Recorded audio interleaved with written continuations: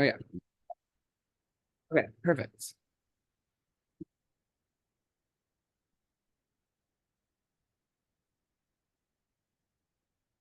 So the first thing that I would like you to do is on the left on the black menu, go to reports.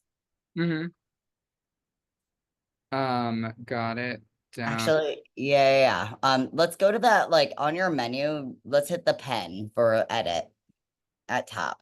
No, but not on bookmarks on menu. There. And now let's scroll down. And then when you see reports, okay, wait, stop. You passed it. Oh, now pause. So yeah, float over that. And do you see how it's a hand? You can grab it if you like hold and press. Yeah, let's drag it to the top. And then wait, go back to edit. And let's uncheck dashboard and scroll down, uncheck sales, uncheck expenditures, uncheck donors and leads. You don't do payroll through here, you do it elsewhere. Payroll, time, take off budgets. You can always get there if you need it. Taxes, my accountant, live expert, lending and baking, commerce, apps, save. What a Great. cunt. I just like the way that you started saying them all. That was funny. I'm sorry. I didn't hear. No, I just thought that was funny the way you were like saying you were like, get out of here. We don't need Get that. out of here, get out of here, get out of here. Yeah, no, it really bothers me to no end. So yeah, so why don't we go to the statement of financial position, which as we know is the equivalent of the balance sheet. Mhm. No, not on the black menu. Actually, for a moment, pause here. So do you know how we have like the screen kind of like smaller and like real estate is a premium? And QuickBooks often requires a lot of real estate. Like it won't show you things and you can't scroll to it if it's not big enough.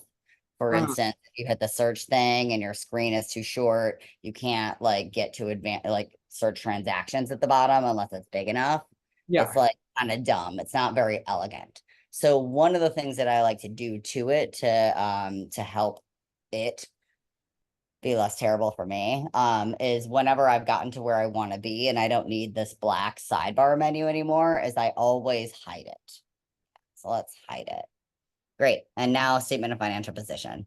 Because in this first tab, remember, this is always like kind of our where are we at, what are we working with, like our register, like our, some like starting point for making transactions, right? And so here right now, it always kind of like when you go to reports and you run it, it always lands you in the middle for no reason. So you got to scroll to go to the top. Like scroll, scroll, scroll. Yeah, no, scroll, scroll, scroll all the way to the top. And then for report period, can you do all dates for me? Mhm. And then run report. And we could do like a save customization, but then we're gonna like, and then it'll leave a thing in customize report. So we could talk about like report customization later. I think this isn't the best time to incorporate that training, but like you saw that is over there. There's some things that we can do as opposed to like forever fiddling with it. So you either have to fiddle with QuickBooks constantly, or you have to make some like weird templates that are like kind of okay, that are like sort of sufficient most of the time. And Mhm. those are the deals that we make for the devil. But anywho, now that we're here, the reason why I bring us here is because this is a statement of financial position. It shows all of our assets, liabilities, and equity accounts that are active at this moment. Mhm. So scroll down and you can see JP Morgan, back up a little bit so we can see our asset list. There we Mhm. go. You can see that we have JP Morgan Chase, PayPal, Venmo, accounts receivable is there, and scroll down. We've got some accounts payable, opening balance equity, which we did to set things up, and retained earnings and net revenue. And so that net revenue line at the very bottom before the last not bolded line, that is the summary of the other popular financial statement, which is the statement of activity, or the Mhm. P&L, which is the profit and loss. So that is like all of your income and all of your expenses And then miscellaneous income and expenses, and that bottom line is your net income or loss, and that whole report boiled down to that one line lives here. So if you want to do an experiment for me real quick, can Mhm. you try to touch the 2044.98, the net revenue number? No, all the way bottom right, not quite all the way bottom right, but see 2044.98, Yes. hit Yes. it. Because, like, one thing I want you to know is that you can always drill down on reports, right? So if there's a number and if you float over it and it goes blue, don't start clicking things, but notice that, float over things and notice that. If it's blue and linked, that's a hot link, you can go to it. You know this. You're a millennial or something. You're a child. I'm You're a Gen Z. techie child. I don't know, I'm 42. So yeah, so scroll up and you can see this is the whole statement of activity. So that's a nice thing. Like if you run the statement of financial position, you can kind of like backdoor your way into the statement of activity without having to rerun that report. So Mm. instead of like going back to the reports list and then running the statement of activity and then scrolling to the top and then choosing all dates and then going down to whichever thing you want, you've already done all that for your statement of financial position, right? So you're there and you're hanging out and you're like, oh, well, I want to do PayPal stuff. So like where I'm going to lead you for a working session is to the PayPal register, which is a sub register of that. But what I wanted to show you is that, oh, quite conveniently, if you need to hop over to the statement of activity, you can do that through that little link.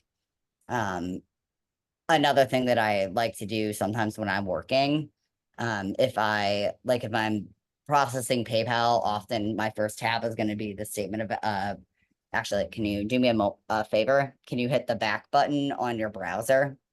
Mhm.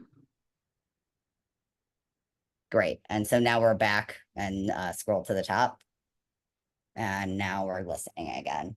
Okay, so when I first start working with like PayPal, especially if it's not a lot of like different random types of transactions, if it's all kind of the same, then I will run the statement of financial position. I will and now scroll down a little bit, and then do you see PayPal? I don't hit the PayPal button, I hit the 922. Mhm. So can you float over the 1020 click X? Oh, that's okay.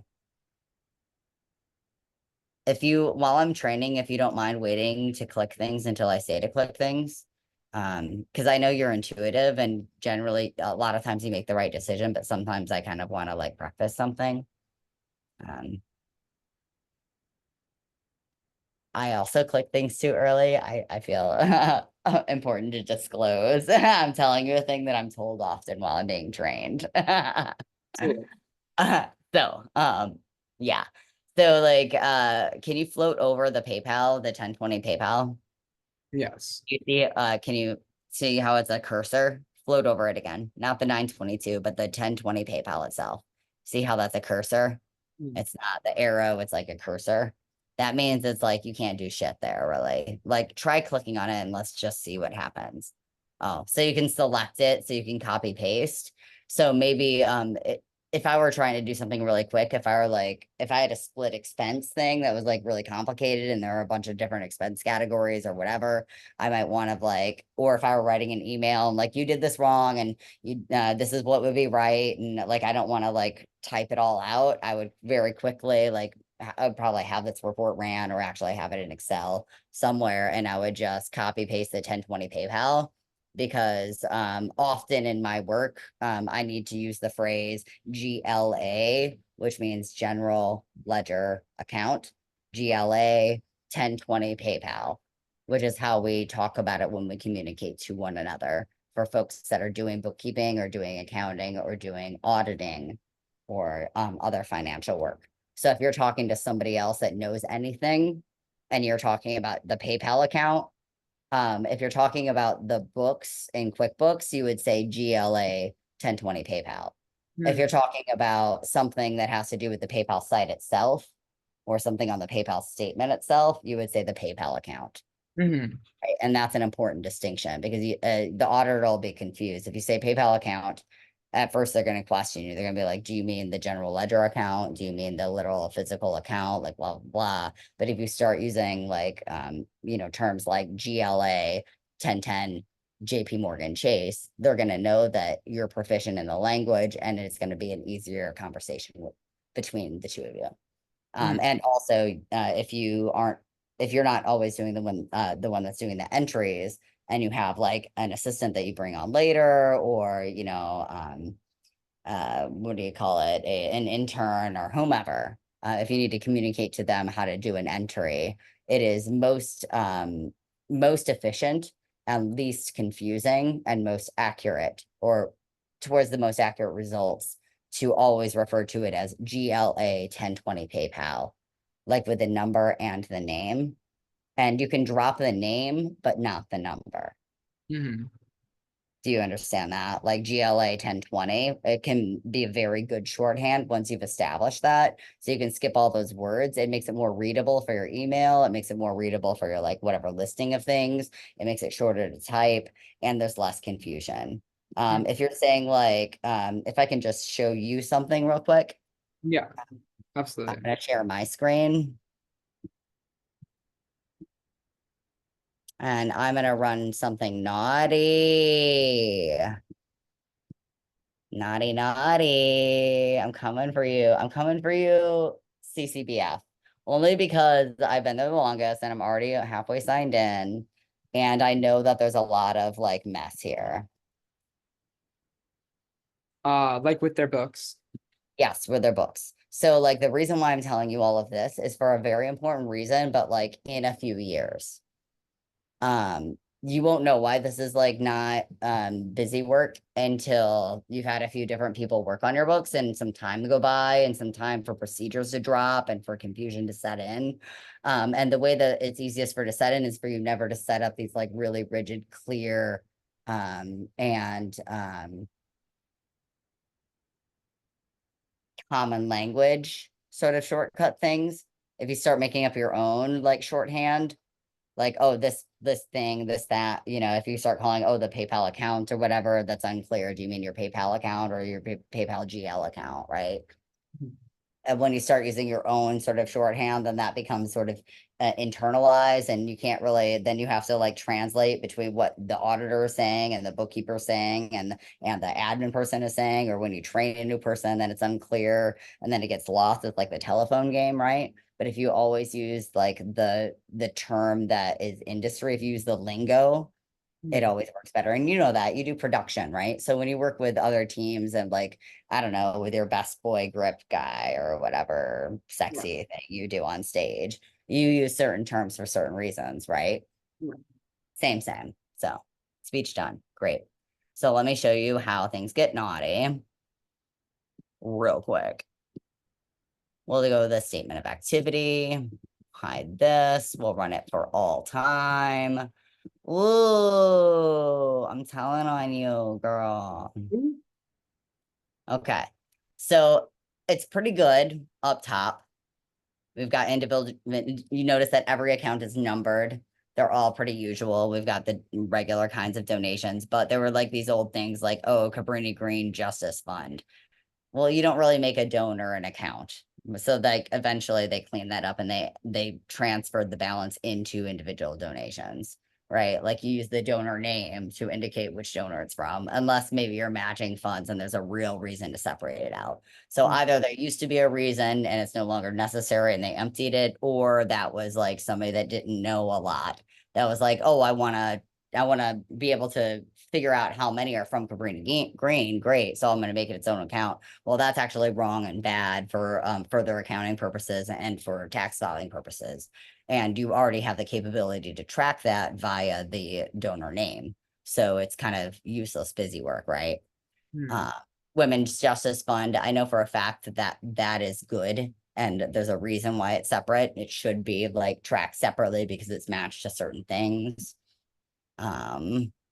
And then you get down to, oh, we've got investment, dividend interest, merchandise sales, other revenue, uncategorized income.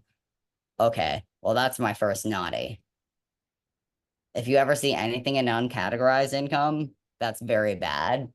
And that either means, oh, it could be very bad or it could be fine.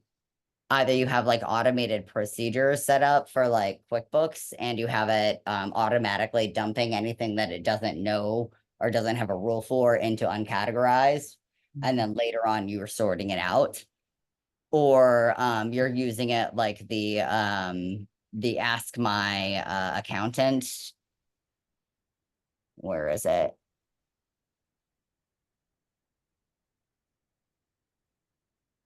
Well, I can't see it, but usually there's an Ask My Accountant, like automatic accounts here, right? But you notice that we've got like Crossroads deleted, Crossroads Technical Assistance Grant deleted. So then we started to like have these like weird restructuring where you see like it was set up one way and now it's like chosen to be set up another. So that's some different like restructuring, and that might happen and that might be normal and fine. Maybe you have different bookkeepers or accountants over time that have different styles, and both of them are technically okay. And like the best answer when, you know, there are multiple correct answers is to do the same thing always. And if you do switch, document why you switch and then always stay, right? So it could be usual, but it could be, come on.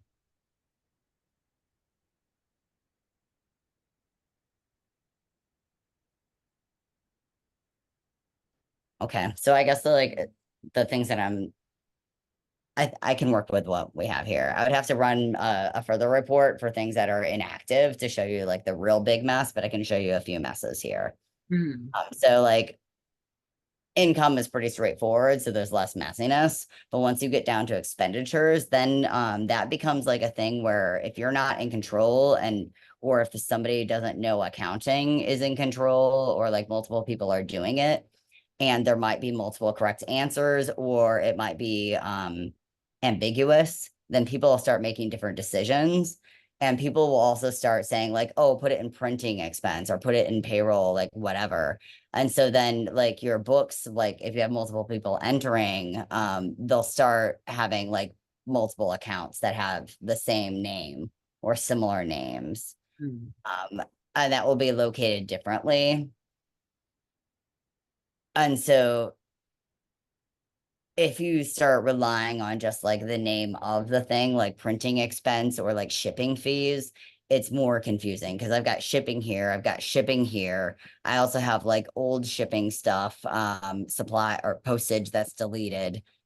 And if somebody is not experienced and they're entering in QuickBooks and they are just short naming, then they're going to start using the actual name. And so they're going to be pulling up all these miscellaneous accounts. And we can see here when we've ran it big and we've expanded it that this says deleted. But when you're putting in an entry, you may not see that full account name because if you're just typing in, like if I were saying shipping, I would get a few of these and I can see them now, but that's because it's like expanded pretty well. But if I have a short window, then sometimes I can only use, and do you see how I've got this big do not use? Yeah. The shipping is like, I'm dogging it for a reason because people kept putting our shipping shit in the wrong goddamn cost of goods sold, which we don't have cost of goods sold because we don't have inventory. And then if we have a cost of goods sold expense and we do file that in our taxes, then the government is coming after us for our sales tax, which we never paid, which we're not supposed to pay because we're not, it's a big mess, right? So there are some things that are like actually bad and also things that you can't delete. So this shipping, that's cost of goods sold, it's an account that you can't actually delete from QuickBooks. Right. So like it has to stay there. And that's why we were able to update the name to be like do not use. Yeah. And then, you know, but if we have the number, like clearly anything that we don't want to use, we don't have numbered. And usually if we're deleting something like the, you know, if it were deleted or whatever, I would take out the number so that it were not numbered anymore. But if you use the number in your trainings or in your procedures or in your shorthand, your emails, then it'll always route to the right way. Okay. So I know that was a big side tangent, but it's recorded for future use for good reason. Yeah, absolutely. All right, share your screen again and let's go back to yours. Okay, got it.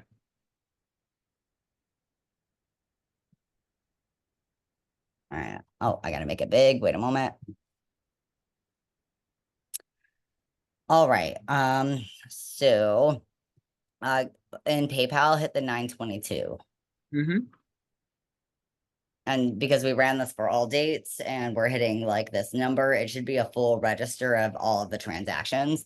Wait. Oh, Oh, sorry. I can make that's it. fine. It's well, I was just gonna try to turn that warning off instead of just Xing it so it keeps coming up. That's why I ask you to wait, because sometimes there's things that I can help you with along the way. Mhm. Um, so let me introduce you to this new fucking transaction runner thing. Um,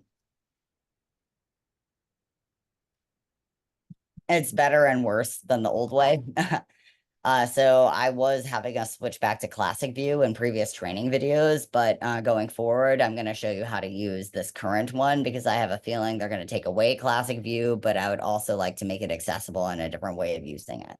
Mhm. So now this will be some fresh information, which is well, I'll kind of beat a little bit of a dead horse as we do it. Mhm. So you can see that after you see the switch to classic view, you see the more actions, and you see the export print. Yeah. Okay, and then you see the group by and the filter and the general options and the column. Mm-hmm.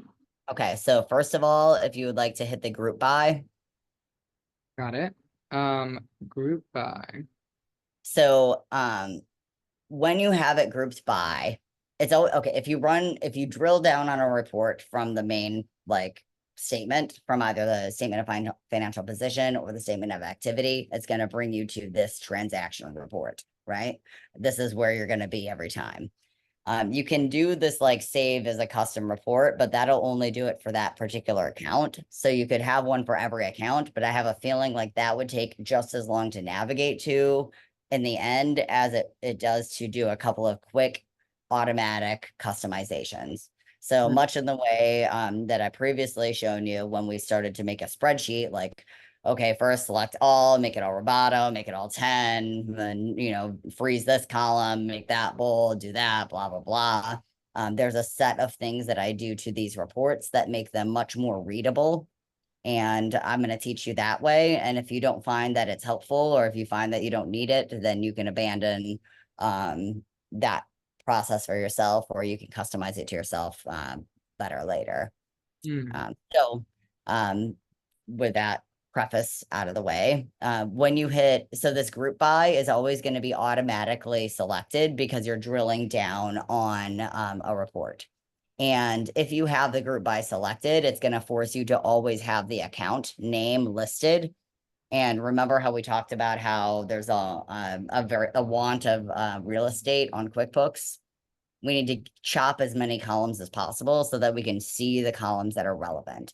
And so the only way that we can chop that very first column that says account is if we hit that, not the first X on the top of group by, but in the group by account hierarchy, that little X to the right, click that. Now that goes away. And now click the X by the group by. And now go to, so for training purposes, hit the filter button, Mhm. which is the next one. We want to keep that filter button. And I've experimented on my own and I thought, oh, let me see if I can clean it up more by deleting this filter by, and that breaks the report. So don't fuck with the filter by unless you want to add an additional filter. So if you want to like only have one customer or one blah, blah, blah, then use this filter later, but don't use it at the beginning to like drill down only or to like kind of concise it. You know what I mean? Okay, Mhm. so click the X out of that. And then I ignore general options. You can look at that later. Let's go to columns. Got it. Columns. Okay, so, oh, it's giving you different ones. What a whore. So, this looks like one version of the rollout. They do different rollouts at different times. So this might stay the same for you depending on your version, or it might change in the future. And if it changes, the way that it will change is it will have like edit your columns or something. Oh, let me see if I can see it on my QuickBooks here.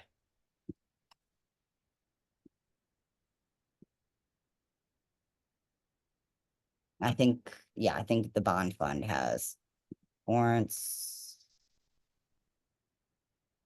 activity, artist fees. Ah, okay, so I'm gonna share my screen real quick. Yeah.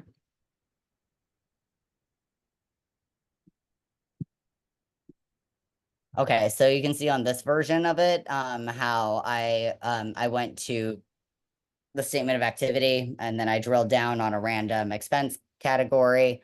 And then we've got this pivot, we've got group by, we've got filter, general options, columns. The only thing you're missing pivot. I didn't do anything else. I just went directly to columns and you can see how mine looks different from yours. I've got more columns and reorder. It's gonna, if you get this version, if this is an expansion, it's gonna land you on more columns automatically, and this is fucking useless. I tried to like work with this and like to figure out how to add things and like whatever. It's impossible. Mhm. Don't do anything with more columns ever. Go to reorder if you're gonna do anything. And then once again, you can like go up and down. So you can make them in the best order for like if you're printing a report, especially, it might be nice to reorder them. And then you can simply uncheck the ones you don't want. And anything that's missing that you do want, you can check in. Okay. Yeah, So you can share your screen again.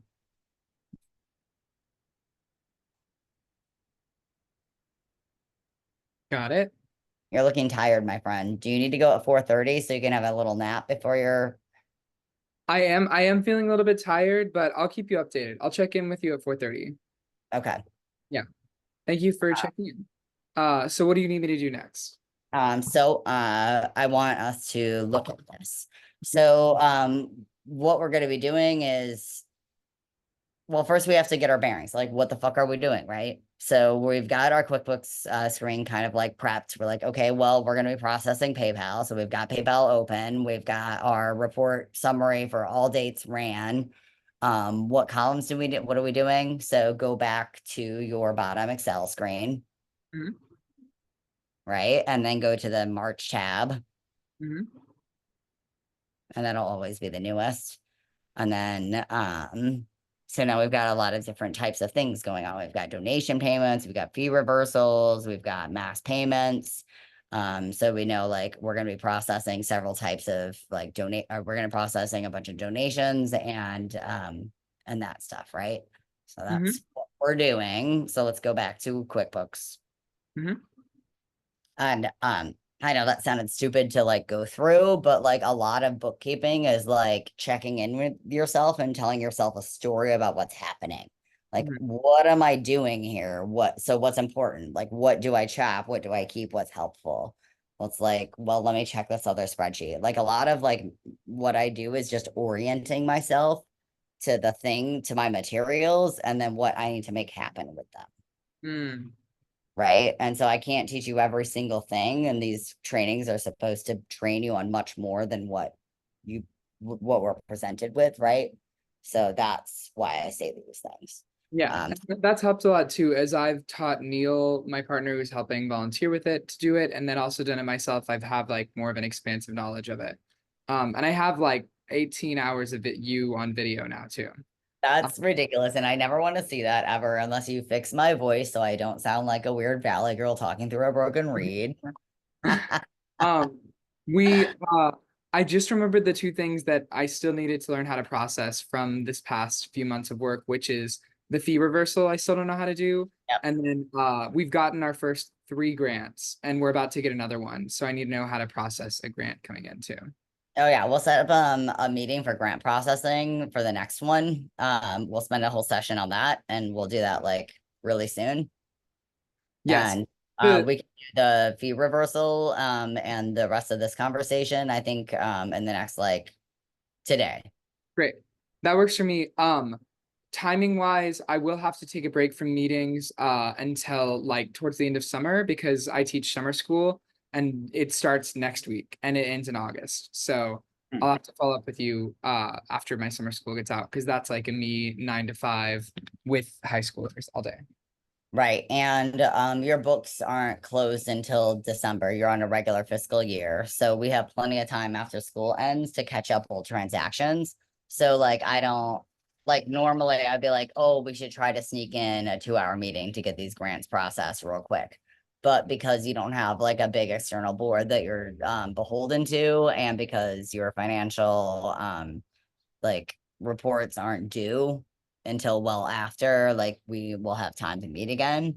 And because the transaction activity is so low, right now it's 3 or 4. By the time we meet again, it'll probably be like maybe what, 6 or 7. Mhm. I Yeah, think it'll be fine to put off that training until after you're free, if great. you're comfortable with that. Works for me. I'll follow up with Great. you after some school ends and find a date that works for both of us. Great. Then let's do a fee reversal and I mean I do think like if we could work in a meeting in the interim for me to like for you to show me your entries and for me to like review your work like live where I'm not training you, but I'm just like seeing what you've done and giving you notes. I think that might be helpful because I don't want you to learn the wrong way for too long. Very clear. Yeah, Yeah, absolutely. but only like when and if you have capacity and we can do like little 1 hour bursts or whatever. Totally. So it's not as big of a whatever. But yeah, Yeah, we'll figure it out. We can connect afterwards and I'll keep you up to date. cool, cool. All right, so back to this. Mhm. So the first thing that I chop is this fucking account. Okay. So the little green button will make it go away. Keep the date always. I chop the transaction type. It's not important for me. The number I keep some because sometimes it has important information. The name I chop because I add either customer or vendor name later on. The memo we keep, and then the account full name chop, and then the account again chop, and then we keep the amount, and let's just keep the balance for posterity. And now scroll down until you see customer, and it's in alphabetical. Oh, Uh, well, let's go to donor, okay. and then vendor. Sorry, you're a nonprofit, so it's not customer, it's donor. No, you're safe. And then vendor. Yeah. Okay. So now let's you know how you can drag these things. Mhm. Uh I would so usually I would drag the balance all the way to the end and then the amount to the second to last. And that's the quickest way to usually. Got And it. then click the X. Great. And see how that's readable and we can see all the fucking shit. And it took a couple of like it took 30 seconds for me to walk you through. But when I'm doing that, like it takes me like 5 to 10 seconds to like click all the buttons and it saves me a lot of time in reading the report. And like, so if I'm just looking for one thing, maybe I won't take all of the time if I can like pick it out of the list really quickly, especially if I'm able to like narrow down like my dates to like just a few days. I don't need to sort all these columns. But if I'm going to be processing a list of transactions or like things like, or like looking for, or like reviewing an entire month, then I do take the time to set up the transaction report in this way. Mhm. And like I said, you can see that button. Can you see the more actions? Yes. Can you hit that? So there's an add to management reports. Mhm. And you don't do that now, but like if there is, so click out of that. But if there is like an account, like if you're doing this a lot for PayPal, which is something that I do for one of my clients, because I'm always like, I have to go there a lot. I have to run this report a lot. So I don't always want to fiddle with it. And sometimes it times out or it breaks. If I drill down and I go back too much, then it'll revert back to its standard settings. And then I have to drill it back down. And that gets annoying after like a few times. And that glitch happens less when you have less transaction activity overall historically for a company. But once you get to the size of the bond fund, then the reports start glitching more often. So like if I'm trying to like figure out something with the bond fund, I would save this as a management report so that I don't have to like run the report, and then keep fiddling it down. I can just hit that. I can just go back to the button and it runs it back at those settings specifically. Mhm. Okay. So it might only be like it's not quite as useful as like, well, I guess you could fiddle with the dates to like run it forward on your like particular settings. So maybe it could be useful as like a sort of like a template for as something that you run over time. But mostly I found it as good mostly for like historical sort of like data parsing or review. But Totally. anyway, great. Can you go back to your PayPal bottom, your tracker? And go back onto your February tab. Okay, and so we only processed a single donation payment. We did not process, go back to your third, to your March. We did not process the mass pay from the PayPal Giving Fund. I think that you should also wait for that. Don't process that until we have time to do that together. Okay. You can process these regular donation payments. So anything that's a single donation payment that has like all those names and things, go ahead and process as we learned over there. Hmm. And for the fee reversal, we can train you on that right now. So a lot of times when I'm working, it's helpful for me, especially if I'm not going in exact order, like down the list, is I will so highlight line 6. And then I usually highlight it like, I don't know, like the blue, the bright blue is usually what I do, like the highlighter blue. No, because like a muted implies, can you go over to that color code key? Yes, I know. The muted implies that it's done. Like, Right. Right. And so, and bright always implies that there's something happening. And then there's nothing that's like this color of blue. So I yeah. do have like a custom teal that I've created for myself that I have like the little F code, like the little code for. So you can like pick a special one, but if I'm not picking a special color, usually this bright blue is noticeable and isn't one of the standardized colors that we've already like demarcated for things.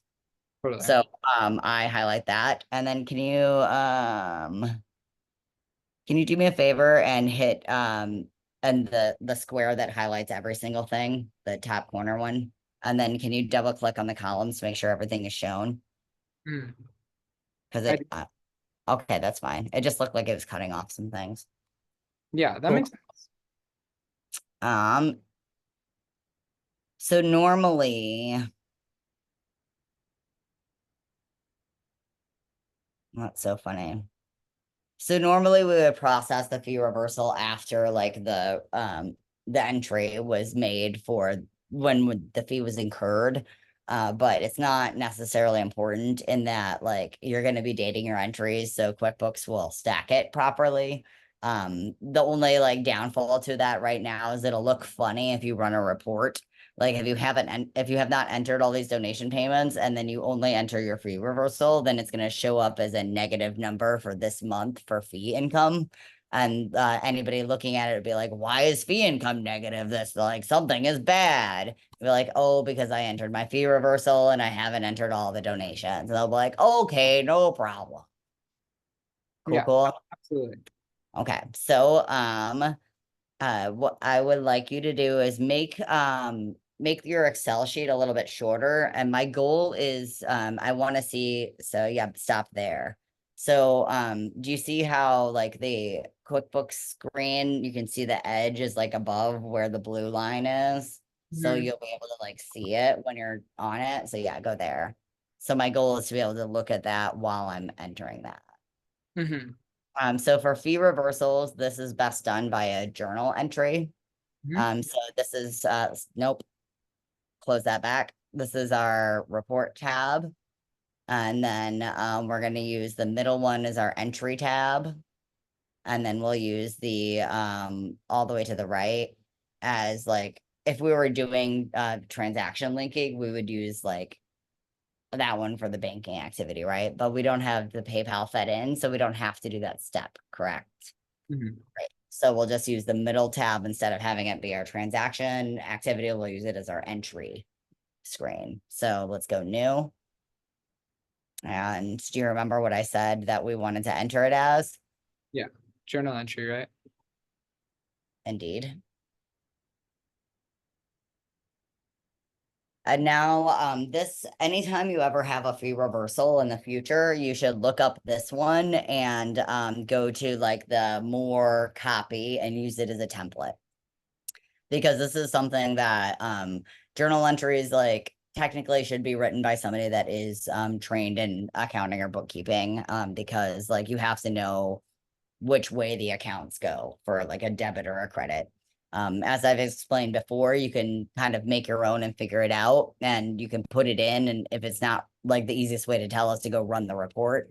And if the numbers go the wrong way, you know, you've got to reverse and you just switch the debits and the credits. Mhm. So don't be afraid if you have to do it yourself. You can check your work somehow. But to make life easier for yourself, use this as a template. Mhm. So for what date do you think we should date this as?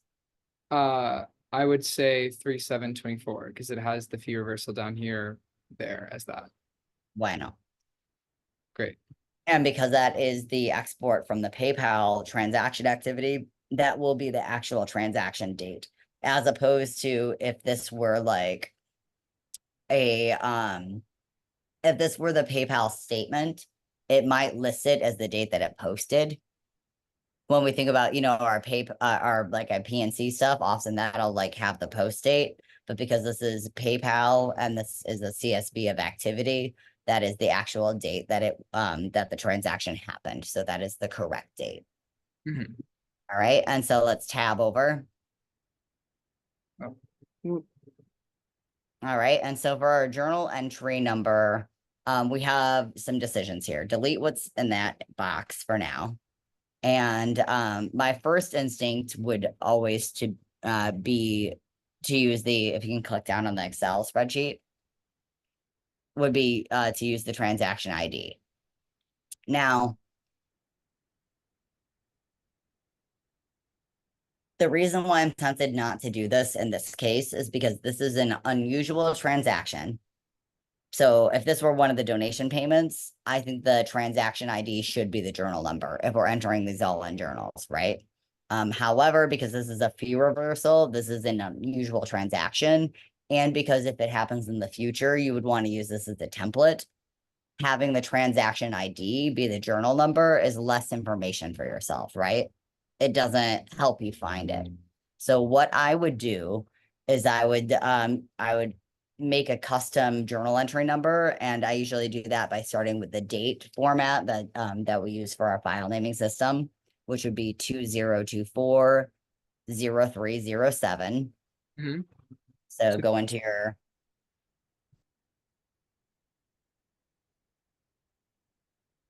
right, because that's our date. And then because this is a journal entry, I'm sorry, a journal number, we don't want spaces for a couple of reasons. Number one, it's like a transaction ID, so spaces are less desirable. And there's a finite number of characters that you're allowed. So we are going to scrunch it all together. So we put everything together and we use that kind of like, if you're old and you're doing hashtags, you'd be like hashtag like abolition now, and you'd have the A capitalized and the N capitalized, but them all squished together. So that's the sort of like the formatting that I found is best for journal numbers. So we start with the 2024-0307 because the date is an important key factor and that sort of makes it unique. And then the next thing that I would put is fee reversal. And so I would use, yeah. And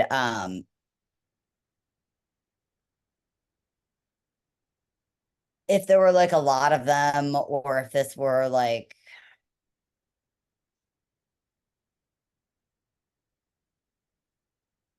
actually, okay, so can you delete most of or just leave REV? So delete the ER, yes, and then put your cursor between the 7 and the F for fee, and put capital P, capital P. So this says to me as a bookkeeper on 3/7/2024, PayPal, there's a fee reversal for PayPal. And we've stacked it this way for like a reason. Like the date is like so that if I printed out a transaction list, if I'm an auditor It's going to sort things chronologically. And then it's going to tell me my next most important bit of information, which is which platform, which is PayPal. And the next most important piece of information, which is what the fuck is happening. It's a fee reversal. So 2024-03-07 PP fee reversal. I just wrote that custom for you, but I think that if you put 100 accountants in a room, at least 75 of us would come up with the exact same journal number. Does that make sense to you? Yeah, that feels clear. Cool, cool. So that's a quick lesson on how to make your own custom journal numbers. And once again, if you're doing like a list of transactions and they're all similar, like all these donation payments, use your transaction ID because that's the most important information. You want to be able to search that up really quickly, and that's most helpful for audit. If it's an unusual transaction, then name it something custom with like the most important things as your guide, and using pretty clear sort of standardized shortenings of things. Like rev is reversal pretty clearly. It's probably intuitive to you, but for a bookkeeper, it would be very clear. So now that that's done, we should. So usually I encourage that we tab through an entry and we fill out each little bucket in turn to ensure that we don't leave any buckets blank. However, when we're writing a template or we're making a brand new unique journal entry for the first time, we sort of approach it differently. We're drafting it, right? So the first things that I always like to do is figure out my which accounts do I need. So which 2 accounts do you think I need for this? Probably PayPal would be one, and the other one would be maybe the Chase account. So go to where's the first place we need to be? The first place we need to be is the account. Yep. Okay. And then the first account, one of the accounts that you said is correct, and one of the accounts you said is incorrect. Which account is correct? The PayPal account. Correct. So now find me the PayPal account.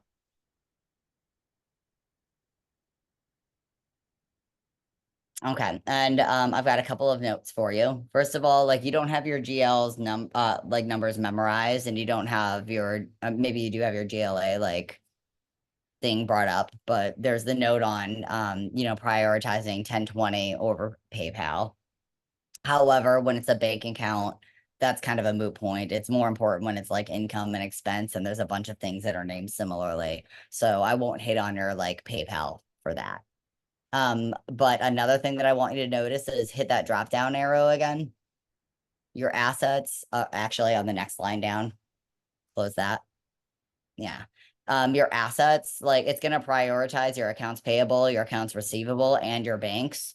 So if you're choosing one of your main bank accounts, you don't even need to start typing. It's generally visible, just so you know. Okay, so get out of that. And now let's figure out what's your next account. So we've got one account figured out, and that's correct. But what's the other account that we need to work with? I don't know, maybe accounts receivable. Okay, so let's go back to your spreadsheet. Okay. Oh, The chart of accounts or this one. the PayPal. Okay, so we've got the blue high. Let's look at the information on this line. We've got a fee reversal for PayPal. And we know that fee reversal is related to probably the donation payments above it, Yes. right? So And you could like that $7 matches a $7, mhm. right? So like those are some clues, some number clues, like, oh, what is this related? So we got to tell ourselves the story. So what the fuck is happening? A fee is being reversed. So the money is coming back to PayPal from PayPal, ostensibly. Cool. So that's the vendor. But if it's coming back to us, we would have given it away first, right? And if Mhm. we had given, and the reason why it's like I said earlier about how we would normally stack this work differently, we would be processing our donations and then we'd process this fee reversal. Mhm. and how if we ran a report now, it would look funny and an auditor would ask a question. It's because like it's less intuitive when we do it in this order because it's like, okay, well, where's it coming from? If we're getting it back, where did we give it to? Mhm. And the way that I want you to figure this out is by going to your February tab now and looking at that line. And now I want you to click on your QuickBooks tab. Mhm. I want you to go to your third tab. And I want you, actually, no, go to your first tab. Sorry, you already have it put up. And now, where should you click on that in order to open up this entry? Um, No, stop. Don't click anything. Tell me, don't actually click, but do hide yeah, that side, okay. hide the sidebar. I don't know. You Okay. Yeah. yeah. Um, we're later in our lessons. That's why I'm but you are tired. So I'll feed you a little bit more, but I'm trying to make you fish for a reason. It's because you're Yeah. ready to like give me answers and it'll help you synthesize better if you give it to me. But I will be a little bit kinder. Yeah, yeah. Uh, No, I understand what the intention is, and I am a little bit tired. I know, honey. I love you, by the way. Yeah. And your constant consent communication. Okay, so I brought you here. If you can you make QuickBooks a little bit shorter? Yes. Beautiful, because I want to look at this. And then scroll so we can see that transaction line in the report. No, don't click anything. Nope. Can you just scroll? There's no ability to scroll. Oh, so make it a little bit Mm. fatter, but don't cover the purple. There we go. Perfect. So you can see right now we only have one entry that we've ever made, right? And that's the entry that we made in the past. And the reason why I brought up the register is so that we have previous examples to use and to make our work easier. Right. So that's why I always have this open. So if I want to ask myself, like, how do I do a fee reversal? Well, I haven't entered that fee yet, but I did enter a donation that's similar to where that fee came from, right? In the past. So if I need a tool to help me figure out like where do I got that money back, but where do I take it from? Because I need two sides. I probably look at my last entry. I would look at either the entry that it came from or a similar one in the past. So pause before you click. There are a lot of places you can click. I told you if it comes up blue, it's clickable. But sometimes if you click, most of the places I think go to the transaction. But like if you click the donor name, it goes to a register of that donor and it takes you away from where you want to be. So I have a hard rule, which is if I want to look at something in a transaction report, I always click on the amount. So yeah, the number is probably a safe bet. Like I guarantee it's a safe bet, but I always click on the amount. Oh, you clicked on, If it's on okay, the it said that's not make it available. bigger. Click on it again. It's probably okay. Hit refresh on your screen. You just need to sign in. I promise we're almost done. You're safe. I don't know why it's fucking with me. I do. So click X because we have a journal entry open and it doesn't like that. So we're gonna have to like burn it. We're gonna start over, but click X out of that. Okay. All right. And now go back to your transaction report and nope. Yeah, now hit the 922 for Here? yeah, go ahead and hit the number instead of running the report properly again. See the transaction number. Yeah, Yes.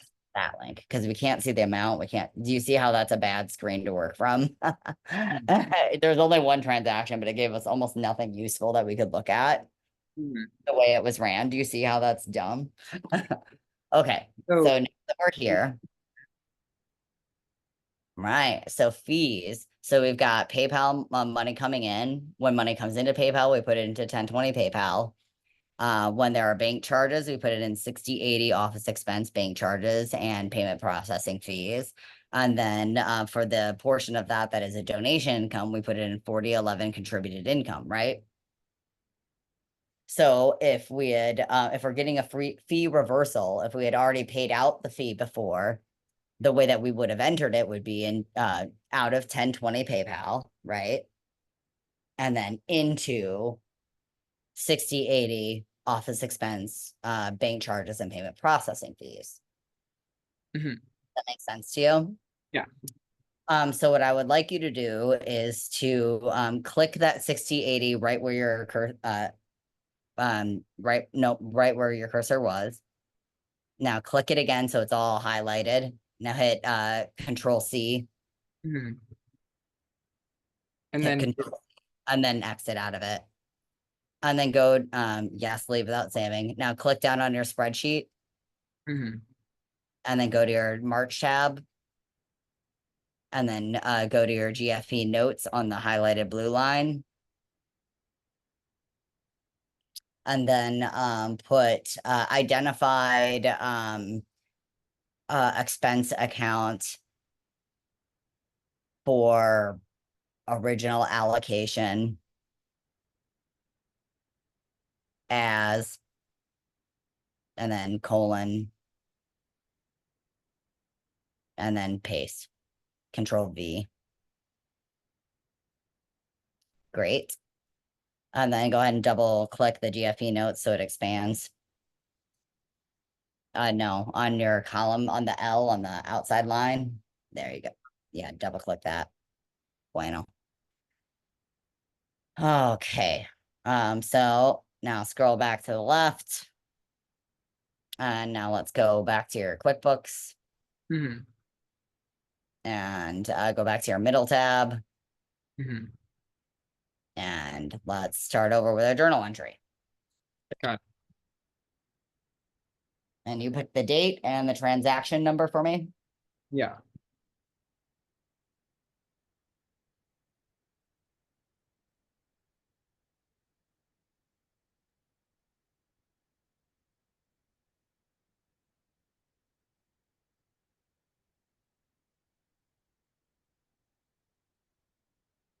And if you want to do reversal, that's fine because like you have enough space and you don't know what REV means. So actually go with your instinct above.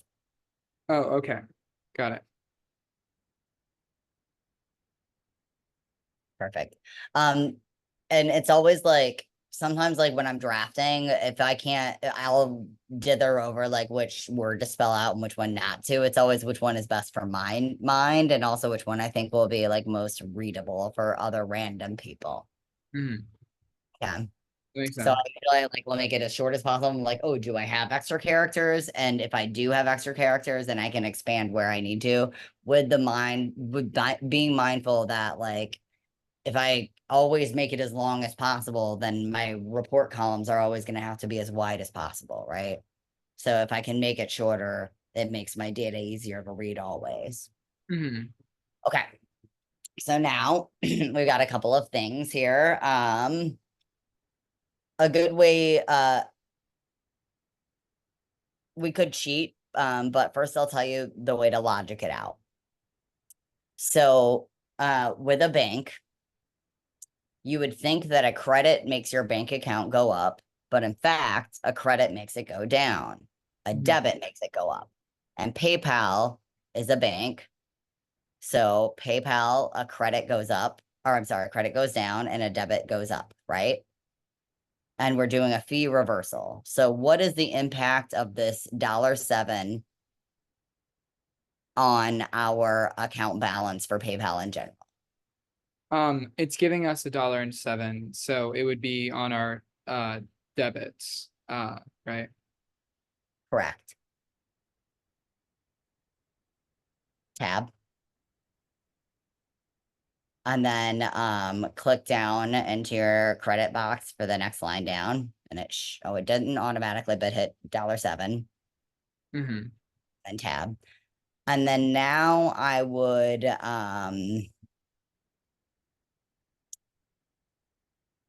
so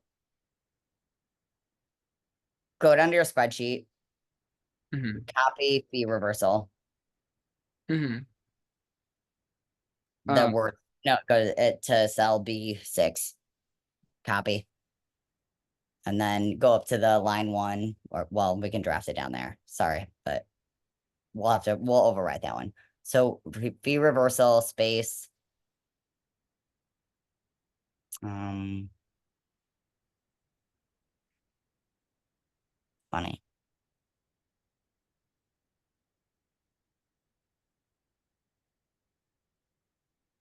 On donation payment. Make on lowercase. And then space, yeah. And then hit enter. And then capital TRANS. Oh, no, not trans, just capital T, lowercase RANS. Sorry. Space, capital I, capital D. And then colon, space, and then go down to your spreadsheet. And then copy the trans ID. Control V, and then Control A. Control C. And then hit down, yeah, and then Control V over that. Perfecto. And now go back up to name. And that, what name? This would be PayPal. Bueno.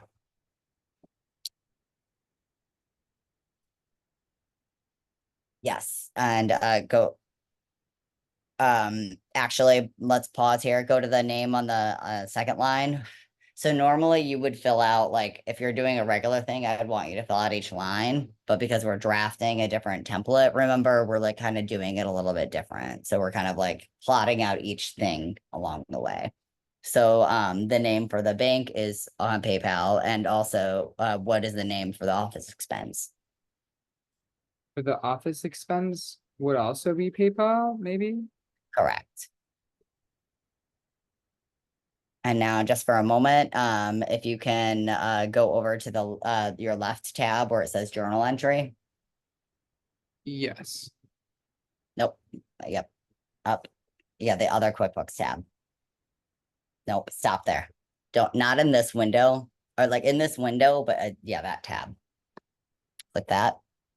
And then click on the number for the one line item. The number for the And one. no, not in, yeah, the number there. Yes. Okay, you see how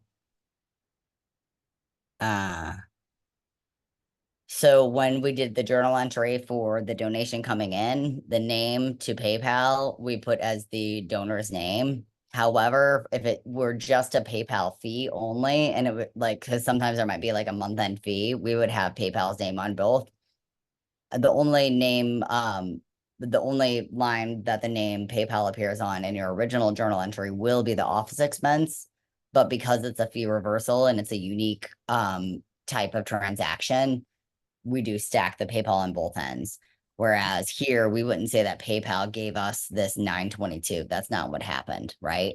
But when we say for that $7, PayPal did actually give us that $7 back, because we'd given PayPal that $7 over, like, not on this particular entry, but like using this as a substitute for the entry that we were actually reversing. The thing that is happening is that we're taking the 6080 office expense, and instead of debiting it, the 78 here, but $7 for our actual entry, we're putting in the credit sign, and we're using the same, like we might use payment processing fees on a single donation, but we used something very similar. We did a fee reversal on an individual donation. It's still workable. It still translates. And then the PayPal would be both like from who we received it from, and also we'd want to log it in the expense category because we want to say like, oh, who gave it back to us. So it's important to have that name in both places. And now the next thing that I want you to look at is you would what our last field to fill out for our current journal entry.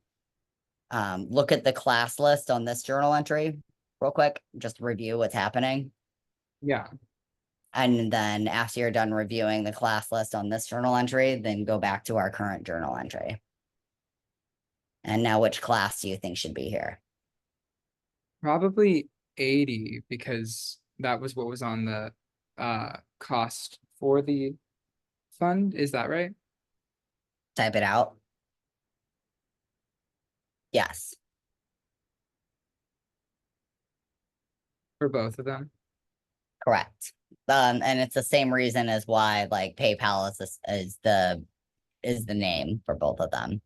And now I want you to do one more favor for me. Click in the description of either line and then Control C and then scroll and then in the memo, Control V. And now do you have the PayPal statement handy? Yes, it should be nearby. No. Say no. Okay. And then click that X. No, nope. Click the X there. Oh, say no. Never mind. Just leave that alone. Just ignore that. That's open now. You can it should be on your desktop or like, or do you think it should be in QuickBooks?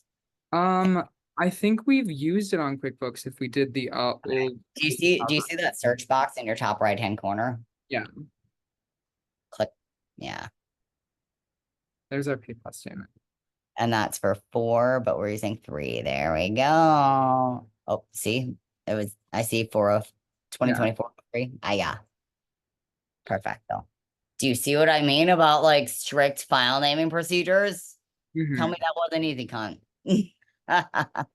All right, now let's give it a moment. You did break the screen by opening up that weird spot, but I forgive you.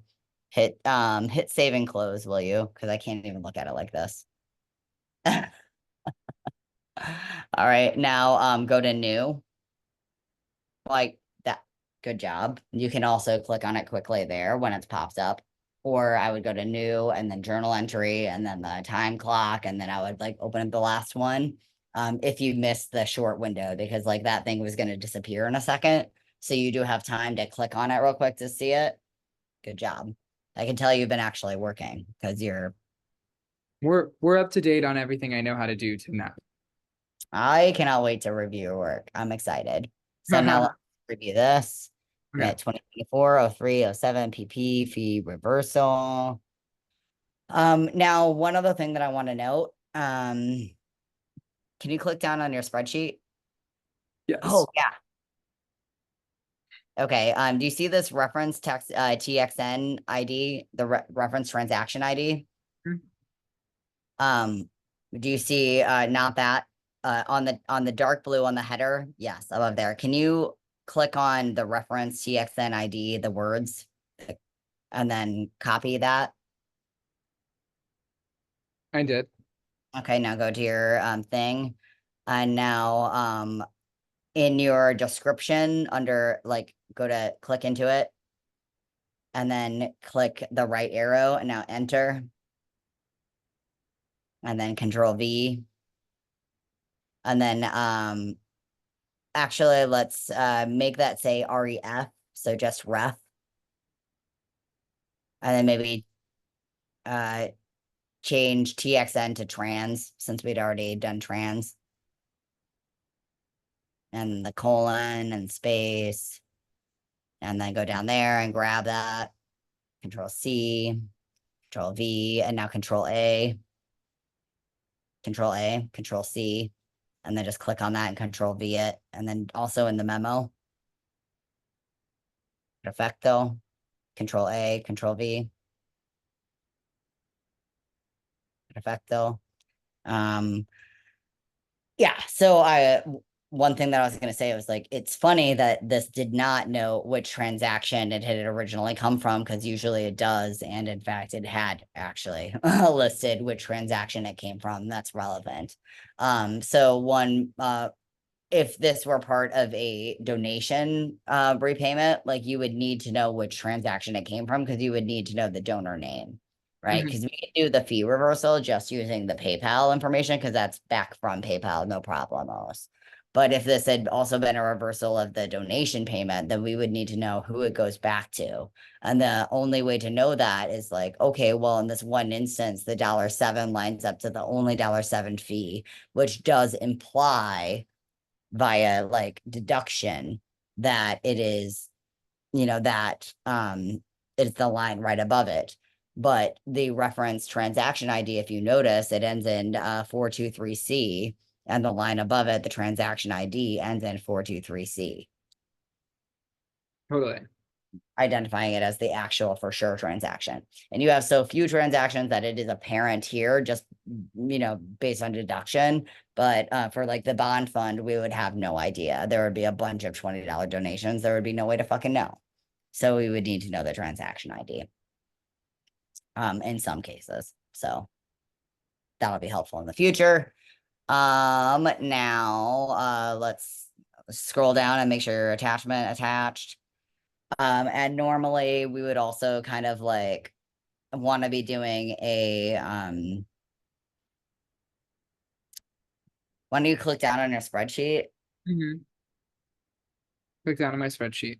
yeah, and then unhighlight that blue. So it's like, yeah, just regular, reset. And then go back to your like the blank box to make sure everything is the blank box in the corner, so everything is selected.